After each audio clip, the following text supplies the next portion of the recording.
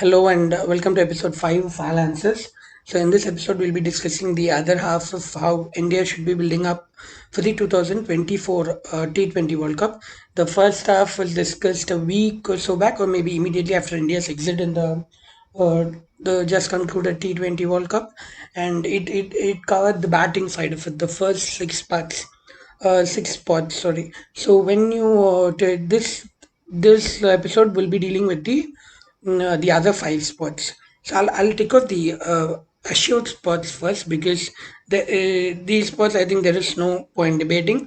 I just checked Bumrah's age before doing this episode and it says he's still 28.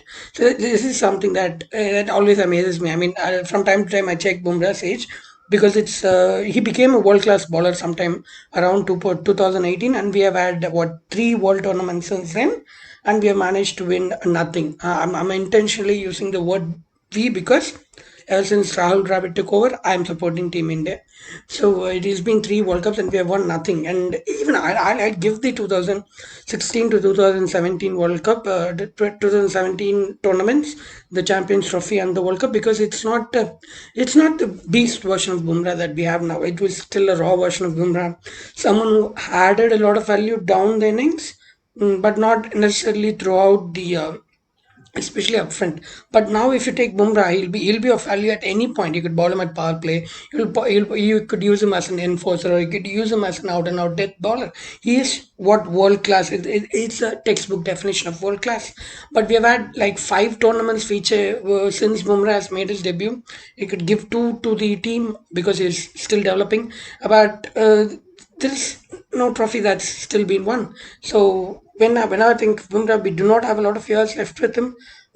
Probably to be, I mean, you could talk about bowlers who have lasted long, but I think practically when you're considering fast bowlers, you look at 32.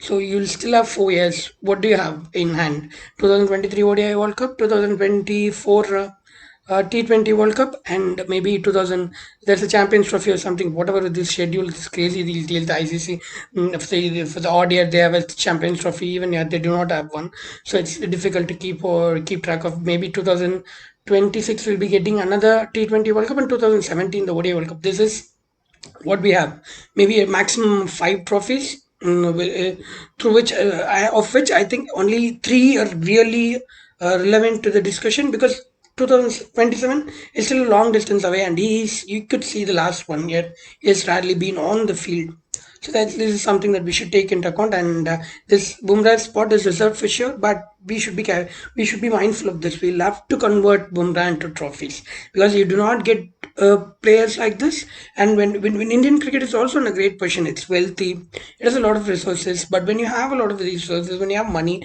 and when you're not converting Bumrah into a trophy into multiple trophies it's like look at what Mumbai Indians did I mean look at even Sri Lanka managed to somehow sneak in a trophy 2020 2014 T20 World Cup and they were not as rich they didn't have as many resources as India had but with India, that has not been the case. So yeah, Bumrah is obviously a shoot in, it's a spot, but yeah, we should start winning trophies. We should start converting Bumrah into trophies. So that's one thing. The other spot is obviously Arshdeep. Arshdeep's rise has been beautiful. I mean, whenever I see a bowler who is so lean and is so like, it looks weak, no? When you see like when you see bowlers like that, it's the bias. I have a side of mind that's biased against that type of bowlers. I didn't think he'll be this good. But over the years, over the last year, and when you see him, especially after ahead of the last IPL, he wasn't in a great form. But I did say that this is a bowler who moves the ball both ways. Ahead of the last, which is like 2022, ahead of this IPL, he endured a rough patch in which his numbers weren't great. But I did say Arshdeep is a bowler who can come back easily because this is a bowler who could move the new ball both ways. Remember, at that point, still people saw Arshdeep as some of a post power play bowler because of his numbers. But this is where I think, even as an analyst, even as a fan, even as someone who's working in the industry, you should combine what you see with the numbers. When you see what Arshdeep does, you can see him moving the ball both ways with the new ball. So that's what we saw in the World Cup this time. And this is where the new ball value is always there. So it's good that the Indian team saw it and the Indian team used him with a new ball. Uh, a lot more than people thought he should be used. So this is another spot that's fixed for me. This is a ball. So I was talking about the 2022 IPL thing. Now, so I said this is a bowler who will come back easily. There's no real weaknesses about him. He moves the ball, new ball both ways. He hits the deck hard. He could bowl the mean short ball. I mean, that's it's been the most surprising thing about Arshdeep, his development since the under 19 days. How good he has come, and he obviously could. He also has the Yorkers. He also has the mind that a T20 bowler needs these days to survive. And apart from that, he'll also be having slow ball variation. So these are two spots that are no brainers for me. All phase bowlers and complementary skill sets. One is a left arm bowler, more efficient with the new ball, and Bumrah is more of the deck enforcer bowler who could bowl at the death as well. Who could be your Bumrah is a legend, of course. Should actually stop talking about him this much because not right. There is no case to be made. The case has been made already. So yeah, these are the two spots that are locked. So now we have 8 spots locked. The spots that we need to discuss right now is number 7, 8 and 9. Now this is where it gets tricky because people talked a lot about how India didn't learn from the under 2019, sorry, 2021 T20 World Cup. Too many World Cups, man.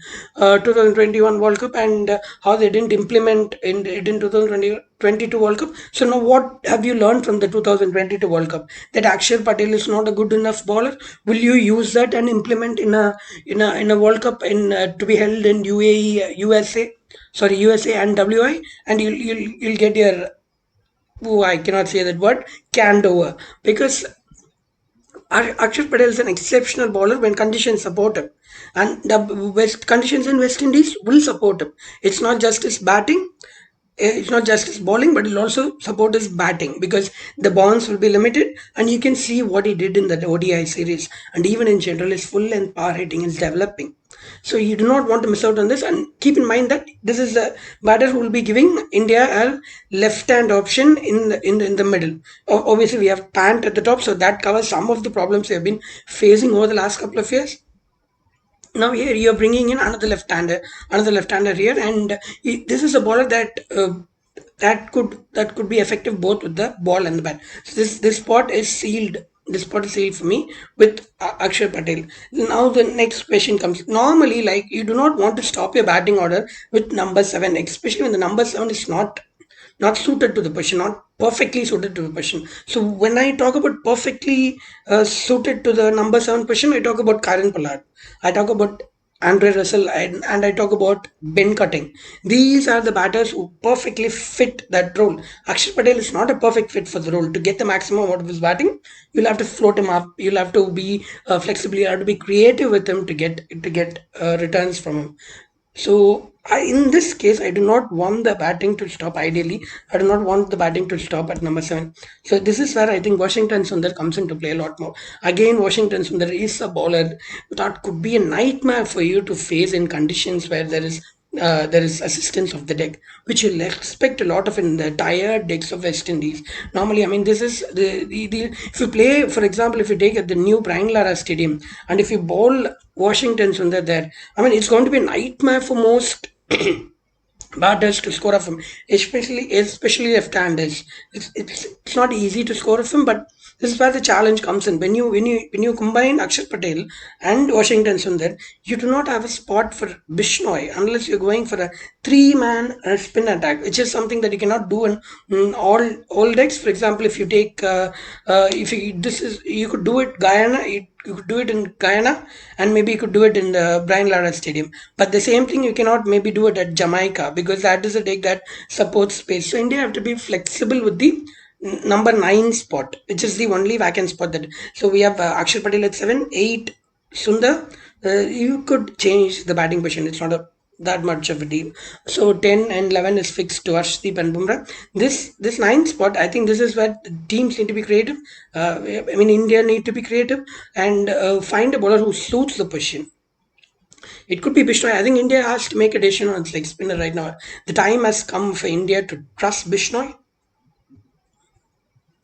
But they seem to be going with Chahal and Kuldeep. maybe see the last IPL, maybe there's some kind of inside stuff that going on that they may not be seeing Bishnoi progress as much as they want to, because see, when Rashid Khan broke into the scene, he was a fast googly specialist. That's all he did. That's he's known for his googlies. People were talking about how he's going to get figured out in the next season, and that's what a lot of us, including me, expected. But it didn't happen because Rashid Khan was clever, and he has a mind of his own, man. So when Rashid Khan the next year, what he did was he started bowling as many leg breaks as possible. I mean, even if you look at now, this is a trick that Rashid Khan uses against batters who do well against him. He stops bowling googlies. He starts pitching at the same length, and they all become leg spinners, and batters get deceived. Some of you get into this position where you think this batter, a particular batter, has figured out Rashid Khan. Then the game changes completely. He starts throwing them up with bowling only leg breaks, and this has changed for a lot. This has affected a lot of players. Pant, for example, was one of the most famous victims of this type of switching, and there are other batters that have been affected too. I do not get those names at this point, but they're only apart from Nabi and Watson. The rest of the batters have all been victims to this. Now you think you have figured out Rashid Khan, but then Rashid Khan starts doing something else completely. So this is what I think Bishnoi has to do. Can he become a bowler who could not just be over reliant on googlies? Can he spin the ball away? Can he at least hold its line? At least hold its line and make a proportionate. I mean, say you bowl 100 balls, you could still bowl 50% of them as googlies, but at least 30 to 35 to 40 should hold its line, should spin away. This is something that Bishnoi should be focusing on. Where is he? I do not know, because we do not see a lot of Bishnoi outside of the IPL. So is he there? Can he make the transition? I mean, this is a decision that the team should be taking. I'm not sure if he will be ready, because these are technical stuff that you only know when you're working with the player, when you're seeing the player day in day and out. That does the team management have the confidence in him making this transition? Where is he in this? Is he there at a point where it should be to play the 2024 World Cup as more of a complete bowler and not someone who solely depends on googlies? So that's something the team has to take. If I were the team management, I'll take a decision now. I'm going to trust Bishnoi because of the. This might sound surprising for a lot of them, but again, he's a good fielder. He's an exceptional fielder. He cannot keep that out. So they should take a decision right now, and maybe what should they should do is I'm going to bank on Bishnoi becoming complete bowler, and I'm going to trust him. This is my trust with this slow leg spin of Kuldeep and Chahal. We cannot overdo it. So maybe bring in Bishnoi and trust him and develop him. That's what I do. So this is one of the spots. If the if I need a spin trio, I'll be going in with Ravi Vishnu, for example, at Brian Lara Stadium or at Guyana. But on decks like Jamaica or on decks like the other Trinidad Stadium, the older one, Queen's Park Oval, I guess, yeah. On decks like that, when it's night games or Saint Lucia, if you take Saint Lucia, Saint Kitts as well, these decks it's not easy to get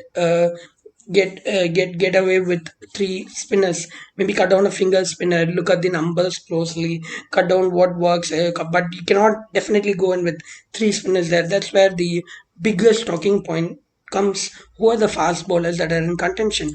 Now when I look at it, the options that I have are mm, Khalil Ahmed, uh, Umran Malik, Mohammad Siraj, Moshin Khan, and Praseed Krishna. That's five of them, and all have their strong points.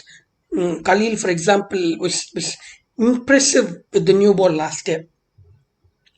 This was potential that many saw coming when he made his debut, and it started to finally show on the screen. But the problem is, can he be on the field? It was difficult for Delhi Capitals to keep him on the field. Can he be fit enough? Can he be fit enough to replicate that skill day in day out? That's a question that you can only answer if you work closely with him. I cannot answer that.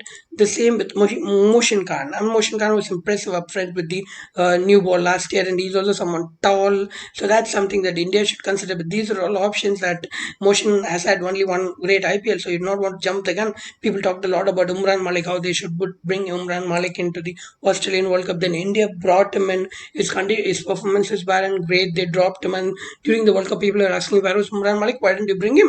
India brought him. He didn't do well, and then they had no option because the time was so limited, so they dropped him. That was the experiment that India took. Why were you when he was not in? He wasn't doing well, and you all of a sudden in a World Cup that you want to ask where is Imran Malik?